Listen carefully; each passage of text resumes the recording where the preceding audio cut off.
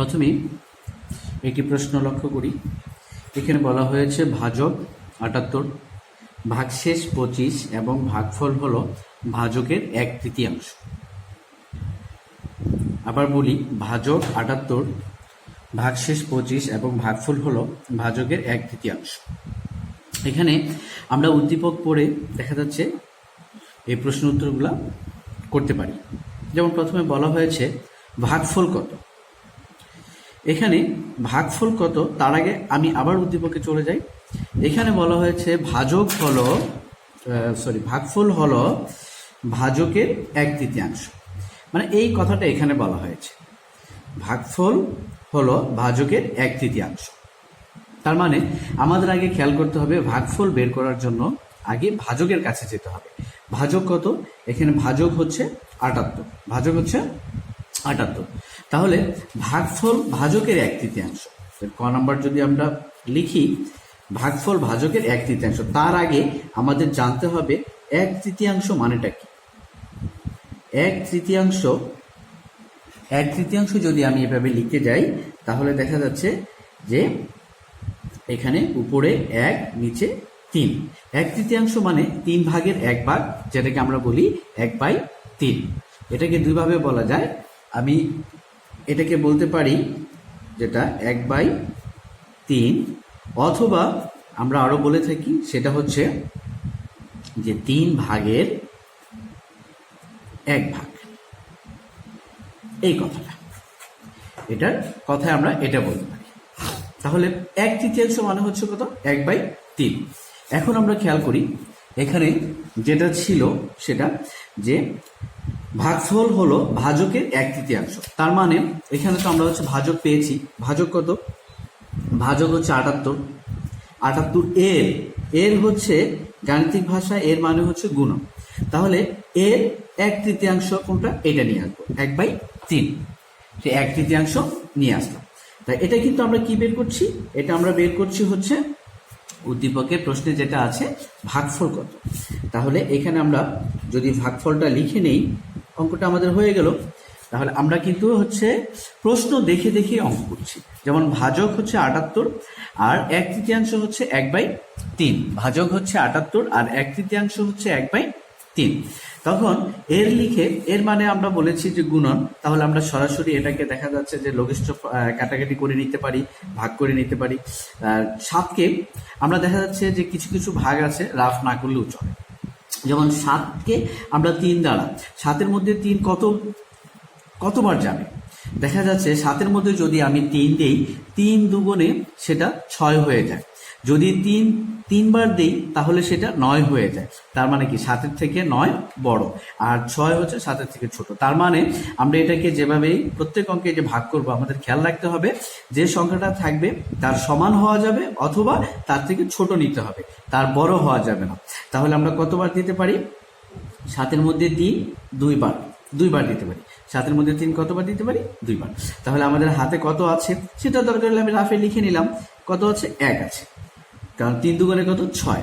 তাহলে আরো ১ থাকবে, কারণ এখানে ৭ আছে। তাহলে ১-এর পিঠে চলে গেল ৮, ১-এর পিঠে ৮ চলে গেলে, তাহলে এখন যদি আমরা ৩ দ্বারা ১৮কে, তাহলে এটা হয়ে গেল কত? ১৮। ১৮কে যদি ৩ দিয়ে ভাগ করি তাহলে হবে কত?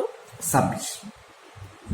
সেই ক্ষেত্রে এখন আমাদের হচ্ছে ভাগফল বের হলো ২৬।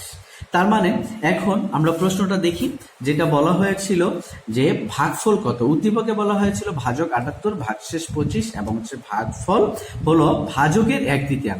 তার মানে এখানে বলেই দেওয়া হয়েছে যে ভাগফল হলো ভাজকের ১/৩। তাহলে ভাগফল কত? সেক্ষেত্রে আমরা লিখবো আগে ১/৩ সমান কত? ১/৩। সেক্ষেত্রে ভাগফল সমান ৭৮ এর মানে ভাজক এর এত। তার মানে এটাকে যদি আমি দেখা যাচ্ছে যে আরেকটু এডিট করে লিখতাম তাহলে এটার অর্থ কি? যেমন আমরা যদি হচ্ছে পরীক্ষাতে অ্যান্সার করার জন্য লিখি তাহলে ভাগফল দিয়ে আমরা কিন্তু এটা দিতে পারি, ভাজক এর ১/৩। তার মানে এখানে আমাদের হচ্ছে ভাজক কত? ভাজক হচ্ছে ৭৮, এর থাকবেই, তারপর এখানে কত? ১/৩। এই যে যেটা এখানে করেছিলাম ভাগ করে কত হয়েছিল আমাদের? ২৬। তাহলে আমরা হচ্ছে প্রশ্ন দেখে প্রশ্নের সাথে কথা বলে যোগ্যতা ভিত্তিক অঙ্কগুলো দিতে পারি। আর যোগ্যতা ভিত্তিক অঙ্ক করার সময় খেয়াল রাখতে হবে যে আমার একটা নিয়ম দিয়ে যাতে অনেকগুলো অঙ্ক করে ফেলতে পারি। তারপরে দেখা যাচ্ছে খ নাম্বার বলা হয়েছে ভাজ্য কত। এখন ভাজ্য নির্ণয় করার জন্য আমরা সূত্র কি জানি? ভাজ্য নির্ণয় করার জন্য যে ফর্মুলাটা আছে, যে ভাজ্য নির্ণয় করতে গেলে আমাদের আগে ভাজ্য সূত্রটা আমি লিখে নিই। ভাজ্য, আশা করি এটা তোমরা সবাই পারো। ভাজ্য সমান কি? ভাজক গুণন ভাগফল। এটা কিন্তু ভাজ্যর সূত্র এটাও, কিন্তু খেয়াল রাখতে হবে যদি ভাগশেষ থাকে, তার মানে যদি ভাগটা নিঃশেষে অবিভাজ্য, মানে দেখা যাচ্ছে যে ভাগশেষ থাকে, সেক্ষেত্রে ভাজক গুণন ভাগফল এর সাথে যোগ করে দিতে হবে ভাগ শেষ। তাহলে আমরা কি পেয়ে যাব? আমরা পেয়ে যাব ভাজ্য পেয়ে যাব। এখন খেয়াল করি, এখানে খেয়াল করো, দেখো এখানে হচ্ছে ভাজ্যের সূত্র হচ্ছে ভাজক গুণন ভাগফল যোগ ভাগশেষ, এটা তো আমরা জানি। এখন উদ্দীপকে আমরা খেয়াল করব যে এর মধ্যে কি কি অনুপস্থিত আছে নাকি সবাই উপস্থিত। যেমন ভাজ্য তো আমাদের বের করতে হবে, ভাজ্য বের করব, ভাজক ভাজক আছে, ভাগশেষ 25 এটাও আছে। এখন শুধু ভাজকটা উদ্দীপকে অনুপস্থিত, কিন্তু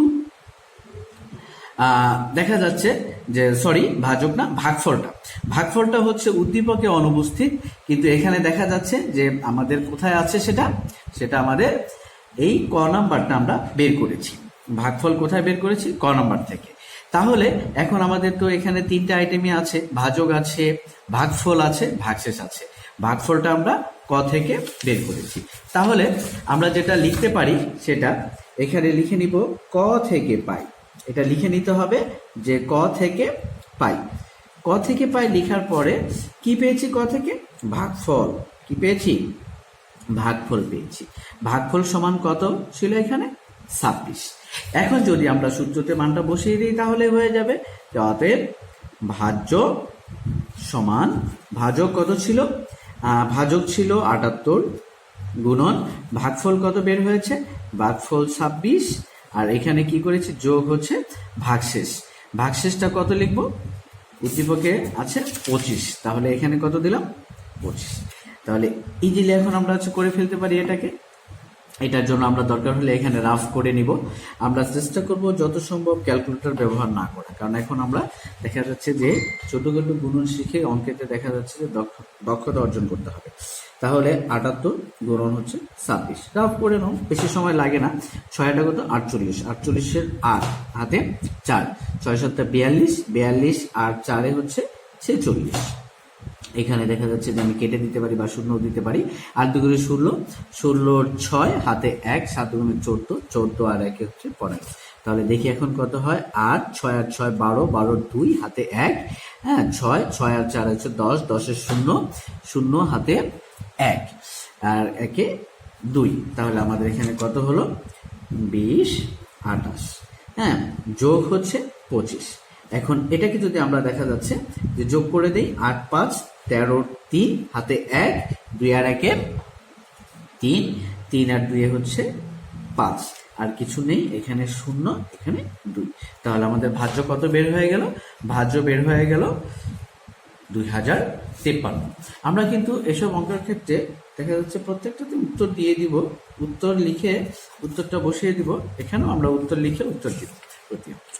তারপর উদ্দীপকের যেটা আছে বলা হয়েছে সেটা যে ভাগফল ভাগশেষের 3 গুণ হলে ভাজ্য কত। ভাগফল ভাগশেষের 3 গুণ হলে হ্যাঁ ভাজ্য কত। আমরা প্রশ্নগুলো ভালো করে পড়ব। এখন আবার দেখি, ভাগফল ভাগশেষের 3 গুণ হলে, এখানে ভাগফল ভাগশেষের 3 গুণ, মানে ভাগফল ভাগশেষের 3 গুণ, মানে ভাগশেষ যা থাকবে তার 3 গুণ হচ্ছে ভাগফল। আবার বলি, ভাগশেষ যেটা আছে তার 3 গুণ হচ্ছে ভাগফল। তাহলে এখানে দেখা যাচ্ছে যে আমাদের প্রশ্নে এখন আমরা কতে যে ভাগফলটা হচ্ছে বের করেছি, ওই ভাগফলটা এই গ নম্বর অঙ্কে আর ব্যবহার করা যাবে না, কারণ এখানে হচ্ছে শর্ত চেঞ্জ করে দেওয়া হয়েছে, ভাগফল ভাগশেষের 3 গুণ হলে ভাজ্য কত।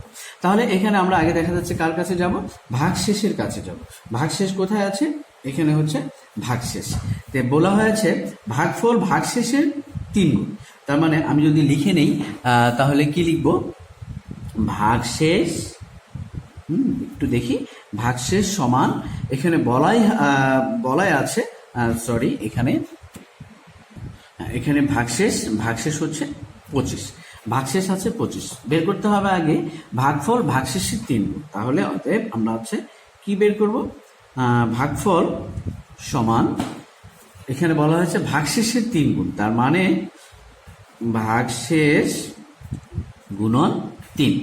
এখন এখানে ভাগশেষ কত আছে, 25 গুণন 3 সমান, এখানে 3 25 কত হয়, 75। অথবা আমরা যদি এভাবে না বলতে পারি তাহলে এভাবে পাশাপাশি করি, 3 আর 5 গুণ করলে কত হয়, 3 5 15, 15 5, হাতে আমার 1, 3 দুগুণে 6, 6 আর 1 7। এই গুণনটা বন্ধুরা আবার দেখো, 3 5 কত, 15, 3 5 15, আর 3 দুগুণে 15 5 লিখেছি, 3 5 15, 15 5 লিখেছি, হাতে 1, আর 3 দুগুণে 6, 6 আর 1 7। আমরা এই গুণনগুলো পাশাপাশি এভাবে করে ফেলতে পারি।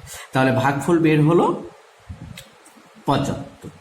আমি এর আগেই বলেছি যে কতে যে ভাগফলটা পেয়েছি ওই ভাগফলটা এখন আর ব্যবহার করা যাবে না, কারণ শর্ত চেঞ্জ করে দেওয়া হয়েছে, ভাগফল ভাগশেষে 3 গুণ হলে ভাজ্য কত, আর বাকি সব ঠিক আছে। তাহলে এখন আমরা যদি আবার লিখি, ভাজ্য সমান ভাজক গুণন ভাগফল যোগ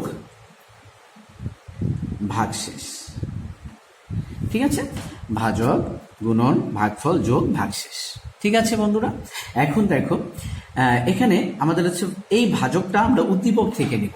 উদ্দীপকে ভাজক কি ছিল, উদ্দীপকে ভাজক ছিল 78, তাহলে এখানে আমরা দেখা যাচ্ছে যে 78 লিখবো গুণন, আর এখানে ভাগফল কত, ভাগফল আমরা যেটা বের করেছি সেটা হচ্ছে কত, 75, যোগ ভাগশেষ কত, ভাগশেষ হচ্ছে যেটা দেয়া আছে সেটা হচ্ছে কত দেয়া আছে, 25, তাহলে এখানে কত লিখবো, 25। আচ্ছা, এখন আমরা এটাকে আবার হচ্ছে পাশাপাশি গুণ করি, 78 75। এই গুণনগুলো যত বেশি চেষ্টা করব যত সম্ভব ক্যালকুলেটর ব্যবহার না করে। 5 8 40, 40 0, হাতে 4, 5 7 35, 35 আর 4 হচ্ছে 39। এখানে দেখা যাচ্ছে যে কেটেও দিতে পারে, শূন্যও দিতে পারে, আমি রাফ তো আমার সুবিধা মতো করছি। 7 8 56, 56 হচ্ছে 6, হাতে 5, 7 7 49, 49 আর হচ্ছে ছিল কত, 5, 49 আর 5 কত হয়, 54।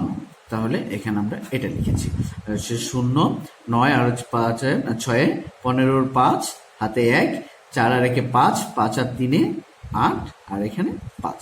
তাহলে আমরা এখানে কত লিখবো, 58 50, তার মানে 5850 যোগ 25 সমান, এখানে যদি আমরা হচ্ছে লিখি তাহলে কি দাঁড়াচ্ছে, সেটা হচ্ছে যোগ করি, 5 0 আর 5 যোগ করলে 5, 2 আর 5 7, আর এখানে 8, এখানে 5।